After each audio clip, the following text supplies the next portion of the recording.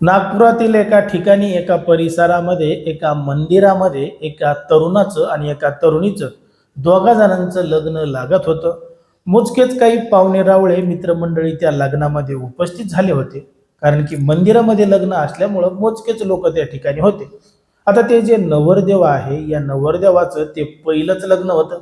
लग्नाचं वय निघून गेलं तरी त्याचं लग्न होत नसल्यामुळं ते मोठ्या प्रमाणात परेशान होतं. आणि आता त्याला नवरी भेटल्यामुळं ते मोठ्या प्रमाणात खुश होतं की त्याचं स्वप्न आता साकार झालेलं आहे. त्याला त्याच्या मनासारखी बायको भेटलेली आहे आणि अखेर आपलं सुद्धा लग्न होत आहे असं त्या नवरदेवाला वाटत असल्यामुळं त्या सगळ्या कार्यक्रमामध्ये सगळं आनंद वातावरण होतं.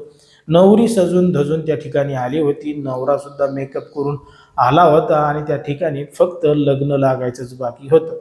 जसं नवरदेव नवरी एकमेकांच्या समोर येऊन उभा राहिले, एकमेकांसोबत लग्न करणार, तेवढ्यातच एक पुरुष त्या ठिकाणी आरडत आरडत वरडत वरडत आला, लग्न थांबवा, लग्न थांबवा, हे लग्न मी होऊ देणार नाही, असं थेट म्हणू लागला.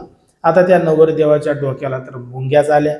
कारण की त्याचं आधीच लग्न होत नव्हतं, इकून तिकून त्याचं लग्न जमलंय आणि तेवढ्यात एक माणूस मधातच येऊन त्याचं लग्न मोडतोय असं त्याला समजलं. म्हणल्यावर त्याच्या डोक्यात मुंग्याच आल्या आणि पायाखालची जमीनच सरकली. त्यानं त्या माणसाला विचारलं की तू लग्न का अडवतोय, लग्न का होऊ देत नाही. तेव्हा त्या समोरच्या पुरुषानं सांगितलं की तू ज्या तरुणीसोबत लग्न करतोय ती माझी बायको आहे, तिचं आणि त्याचं अगोदरच लग्न झालेलं आहे, ही तुला फसवत आहे, तिच्यासोबत लग्न करू नको. आता नवरदेवाच्या डोक्याला आधीच मुंग्या आल्या होत्या आणि हे सगळं ऐकून त्याला चक्करच यायचा टाइम आला होता. पण मात्र हे सगळं ऐकून ती नवरी आणि तिचे नातेवाईक त्या ठिकाणाहून पळ काढत होते, पळून जाण्याच्या तयारीत होते. अखेर ते त्या ठिकाणाहून पळून गेले आणि त्यांच्या मागं त्या महिलेचा नवरा लागला. जी नवरी होती तिचा जो सख्खा नवरा होता, जिच्यासोबत तिनं आधी लग्न केलं होतं, तो तिच्या मागं लागला आणि हे जो नवरदेव होता तिच्यासोबत लग्न करणारा हा त्या ठिकाणीच गार बसलेला होता. पण मात्र गार बसून कसं जमेल म्हणून त्यानं तात्काळ जवळचं पोलीस स्टेशन गाठलं आणि घडलेलं प्रकरण सांगितलं. तेव्हा या संपूर्ण प्रकरणामध्ये घडलेलं होतं आणि दडलेलं होतं एक धक्कादायक प्रकरण, धक्कादायक घटना. नेमकं काय आहे संपूर्ण प्रकरण, कुठं घडली ही घटना, हे आपल्याला अगदी सविस्तरपणे बघायचं आहे. पण जर तुम्ही अजूनही आपलं चॅनल सबस्क्राईब केलं नसेल तर लगेचच करून घ्या आणि बाजूला असणाऱ्या बेल नोटिफिकेशनला सुद्धा ऑन करायला विसरू नका. आता या संपूर्ण गोष्टीला घटनेला सुरुवात होते ती म्हणजे गुजरातमधून. गुजरातमध्ये राहणारं एक 31 वर्षाचं पोरगं होतं. त्याचं लग्नाचं वय झालेलं होतं पण त्याला पोरगीच भेटत नव्हती. मग अनेक मित्रमंडळी नातेवाईक सगळ्यांकडे पोरीची मागणी केली तरी त्याला काही केल्या पोरगी भेटत नव्हती.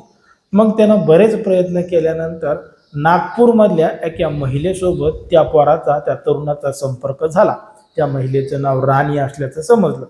आता त्या राणीनं सांगितलं की आमच्याकडे एक मुलगी आहे, लग्नासाठी चांगली आहे आणि तिच्यासोबत तुझं लग्न जमेल. पण मात्र गरीब घरची असल्यामुळं लग्न खर्च म्हणून तिला काही ना काहीतरी रक्कम त्या ठिकाणी द्यावी लागेल.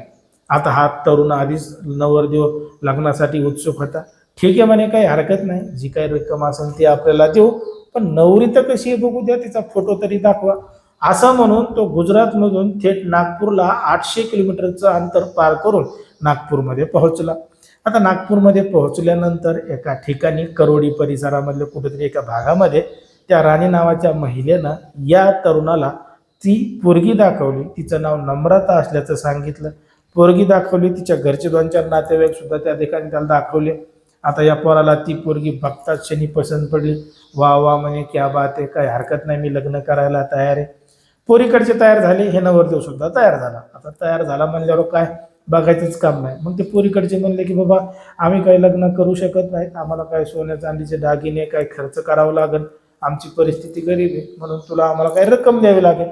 मग ते म्हणे सांगा किती पैसे देऊ. मग तो लगेच ATM वर गेला, 70,000 रुपये त्यानं कॅश काढले आणि त्या नवरीकडच्यांना लग्नाचा खर्च म्हणून 70,000 रुपये दिले आणि काही सोन्या चांदीचे दागिने घ्या असं सुद्धा सांगितलं.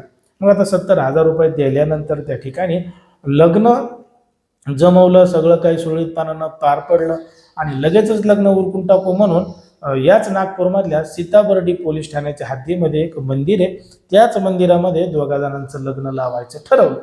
आता लग्न लागायचं ठरवलं, नवरदेव मेकअप करून आला, नवरी तयार होऊन आली, नवरदेव आनंद वातावरणामध्ये होता, मंदिरामध्ये सगळे गेले, सगळेजण उपस्थित झाले. लग्न लागणार तेवढ्यात ती जी नवरी आहे तिचा खरा नवरा त्या ठिकाणी आला आणि त्यानं त्या ठिकाणी त्या नवरदेवाला सांगितलं की ही त्याची बायको आहे, त्याची ती बायको असताना तू तिच्यासोबत कसं काय लग्न करू शकतो. आता हा सगळा गोंधळ पाहून नवरी आणि तिच्या साथीदार त्या ठिकाणाहून पसार झाले.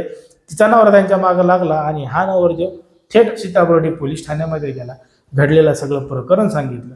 पोलिसांनी या सगळ्या प्रकरणाची गांभीर्यानं दखल घेतली, सापळा रचला, तांत्रिक तपास केला आणि ती जी लुटेरी दुल्हन आहे तिला ताब्यात घेतलं. तिच्या साथीदारांची जेव्हा चौकशी केली तेव्हा समजलं की ही जी नवरी आहे या नवरीनं अगोदर एक लग्न केलेलं आहे आणि हिनं आतापर्यंत अनेक लोकांना फसवलेलं आहे.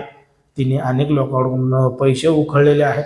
ती फक्त लग्न करते, पैसे उखळते आणि लग्न झाल्यानंतर काही दिवस राहते आणि मग फरार होते. आता ही फक्त एकटीच आहे का? तिचे अजून काही साथीदार आहेत का? तिनं अजून असे किती जणांना फसवलेलं आहे आणि किती रक्कम उकळलेली आहे? या सगळ्या प्रकरणाची चौकशी पोलीस करत आहेत. पण मात्र सध्या समाजामध्ये, देशामध्ये आणि राज्यामध्ये अशा पद्धतीच्या घटना मोठ्या प्रमाणात वाढत चाललेल्या आहेत.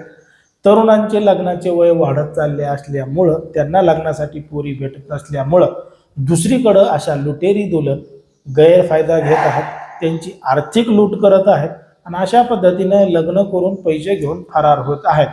त्याच्यामुळं तुम्ही सुद्धा सतर्क राहायला पाहिजे, सावध राहायला पाहिजे आणि अशा सगळ्या घडणाऱ्या गोष्टींपासून लांबच राहिलं पाहिजे, असं एकंदरीत आपल्या या ठिकाणी वाटतं. आता ज्या पद्धतीने संपूर्ण घटना घडली आहे त्याच्यावर तुम्हाला काय वाटतं ते तुम्ही अगदी स्पष्टपणे कमेंटमध्ये सांगा. कारण की कोणाच्याही भावना दुखावणं, कोणाचंही मन दुखावणं हा आपला उद्देश नाही. समाजामध्ये जे घडतंय, मीडियामध्ये जे दिसतंय तेच सांगायचं काम या ठिकाणी करत असतो. लोकांना सावध आणि सतर्क राहण्यात सुद्धा आपण करत असतो.